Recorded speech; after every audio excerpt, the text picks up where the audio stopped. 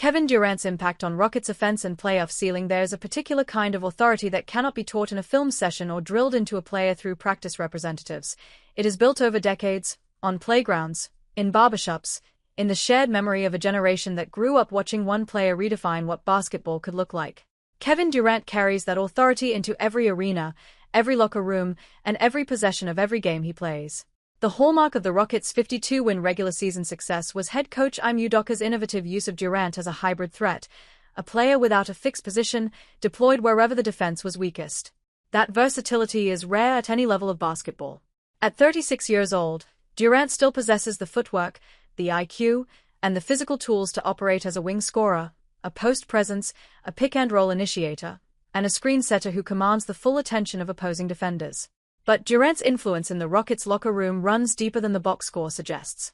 For many of the young players on Houston's roster, suiting up alongside Durant is a surreal experience, the kind of thing you describe to your family at Thanksgiving dinner as though you still cannot quite believe it. As Tari Eason put it plainly, KD?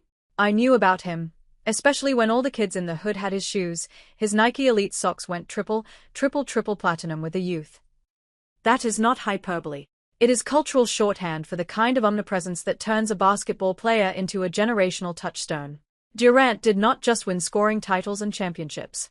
He became a symbol, a figure whose jersey was aspirational streetwear, whose shoes were a childhood status marker, whose game young players mimicked on courts from Compton to Cleveland. Gravity as a tactical weapon. That cultural weight is exactly why Udoka has built Houston's offensive system around what analysts call Durant's gravity, the gravitational pull a player exerts on a defense simply by being on the floor. Regardless of lineup configuration, Udoka views Durant as a Swiss Army knife, deployable at any position to create a structural advantage before the ball is even touched. As Udoka explained to Brandon Scoop B. Robinson, whatever you want to call him, a 2, 3, 4, he's comfortable at all those, and we can use him basically the same at all those positions. The fact that he can screen and people won't leave his body allows guys to free up to get downhill or him handling or post-up ISO, and he can do all the above. The key phrase is people won't leave his body. When Durant sets a screen, the opposing defense faces an unsolvable dilemma.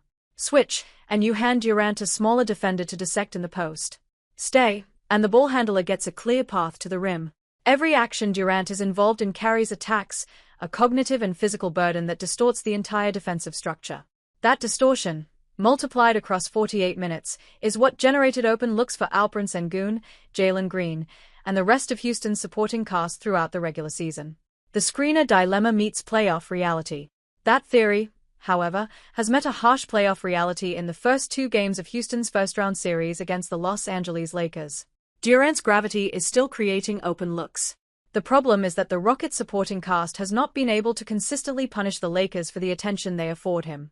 In Game 2, Houston's shooting went cold at the worst possible moments, failing to capitalize on the space Durant's presence provided. This is the screener dilemma at its most painful. The system works when teammates convert the shots it generates. When they don't, all that defensive attention paid to Durant simply evaporates, and the Rockets are left with a collection of contested pull-ups and late clock heaves. The looks were good. The results were not. For Game 3 back in Houston, the adjustment is not simply about Durant scoring more points, though that would certainly help. It is about the collective group proving they can thrive in the chaos he creates, about young players like Eason and Green treating an open corner 3 as a gift rather than a burden. The regular season showed they are capable of it. The playoffs are asking whether they can do it when the margin for error shrinks to nothing. More than a role player, more than a star. What makes Durant's situation in Houston genuinely fascinating is that it sits at the intersection of 2 different kinds of value. There is the tactical value, the spacing, the screening, the positional versatility, the scoring threat that never fully goes away, even on an off night. And there is the cultural value, the presence that elevates a young franchise simply by association, that makes opposing teams prepare differently, that makes Tari Eason play a little looser because he knows the greatest scorer of his generation is standing next to him on the floor. Neither form of value alone wins a playoff series. The Rockets need both to translate.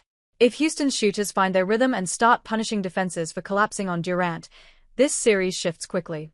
If they don't, the Lakers will have solved the screener dilemma by simply daring the role players to beat them, a bet that has, so far, been paying off. Cultural gravity bends defenses, but only made shots break them.